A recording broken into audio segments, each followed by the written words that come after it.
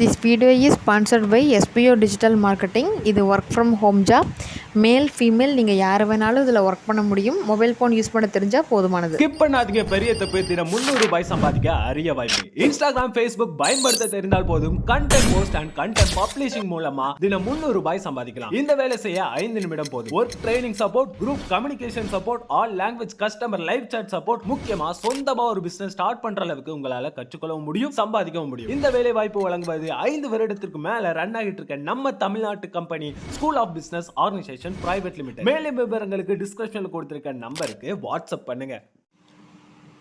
இன்னைக்கு தமிழில் இருக்கக்கூடிய எழுத்துக்கள் பற்றி தான் உங்கள்கிட்ட நான் வந்து பேச போகிறேன். தமிழில் மொத்தம் உயிரெழுத்துக்கள், மெய்யெழுத்துக்கள் அப்படின்னு சொல்லி நாம் வந்து பிரிக்கிறோம்.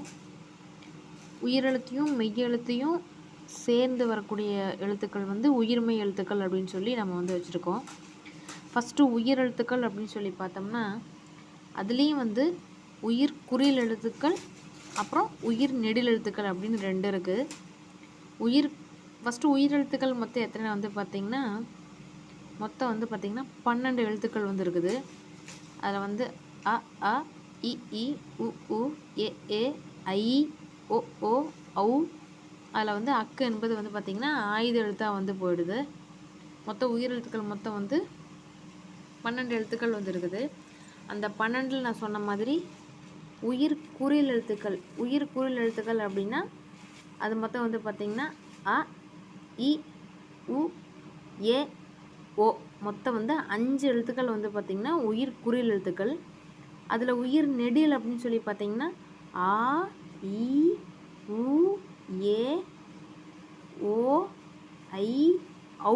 மொத்தம் வந்து 7 எழுத்துக்கள் வந்து பார்த்திங்கன்னா உயிர் நெடில் எழுத்துக்கள். மொத்தம் உயிர் குறில் எழுத்துக்கள், உயிர் நெடில் எழுத்துக்கள் தனித்தனியாக வந்து பிரித்து ஃபஸ்ட்டு சொல்லி கொடுத்துருங்க குழந்தைங்களுக்கு. உயிர் குறில் உயிர் நெடில் தெளிவு ஆனதுக்கப்புறம் நீங்கள் அடுத்தது வந்து மெய் எழுத்துக்களுக்கு வந்து வரலாம். மெய் எழுத்துக்களில் வந்து பார்த்திங்கன்னா அதுலேயும் 3 வெரைட்டியாக வந்து மொத்தம் 18 எழுத்துக்கள் இருக்குது. அந்த 18 எழுத்துக்களில் வந்து பார்த்திங்கன்னா அது வந்து 3 வெரைட்டியாக வந்து நம்மகிட்ட வந்து பிரித்து வச்சுருக்காங்க. அதில் வந்து வல்லினம், மெல்லினம், இடையினம். ஆக்சுவலி இந்த மெய் எழுத்துக்கள் வந்து மனப்பாடம் பண்ணுறதுக்கு ஈஸியாக ஞாபகம் வச்சுக்கிறதுக்கு குழந்தைங்க கஷ்டப்படுவாங்க. அதுக்கு பதிலாக நீங்கள் வல்லினம், மெல்லினம், இடையினம் அந்த ஆங்கிளில் சொல்லி கொடுத்தீங்க அப்படின்னா குழந்தை வந்து படிக்கிறதுக்கு வந்து ரொம்ப ஈஸியாகவும் கம்ஃபர்டபுளாகவும் வந்து போயிடும். வல்லின எழுத்துக்கள் வந்து பார்த்திங்கன்னா ஒவ்வொன்றிலையும் 6 வல்லின எழுத்து 6, மெல்லின எழுத்து 6, இடையின எழுத்து 6. இது வந்து கசட தபர, ஞனன நமன, எரள வரல. கசட தபர வல்லினம், ஞனன நமன மெல்லினம், எரள வரல இடையினம். இது பாட்டு பாடுற மாதிரி ஃப்ளோவில் சொல்லி கொடுத்துட்டிங்க அப்படின்னா குழந்தை ஈஸியாக ஞாபகம் வச்சுக்கும். மெய் எழுத்துக்கள் மனப்பாடம் பண்ணுறதுல குழந்தைக்கு வந்து எந்த பிரச்சனையுமே வராது. குழந்தை ஃபீல் வந்து கம்ஃபர்டபுளாக வந்து போயிடும். மோஸ்ட்டாக நீங்கள் வந்து காங்கா, சானா, டானா, தானா, பானா, யாராலாவா அந்த வரிசையில் வந்து போகாதீங்க. முதல் இடத்துலையுமே வந்து நீங்கள் இப்படியே வந்து சொல்லி கொடுங்க குழந்தைக்கு. வல்லினம், மெல்லினம், இடையினம் சொல்லி கொடுத்துட்டு இது என்ன ஆர்டரில் வந்து நம்ம வந்து மெய் எழுத்துக்கள் வந்து எழுதுறோங்கிறது அந்த ஆர்டரை வந்து சொல்லி கொடுத்துட்டீங்க அப்படின்னா குழந்தைக்கு வந்து படிக்கிறதுக்கு கம்ஃபர்டபுளாக போயிடும். இப்போ உயிரெழுத்தையும் மெய்யெழுத்தையும் சார்ந்து தோன்றும் எழுத்துக்கள் உயிர்மெய் எழுத்துக்கள்.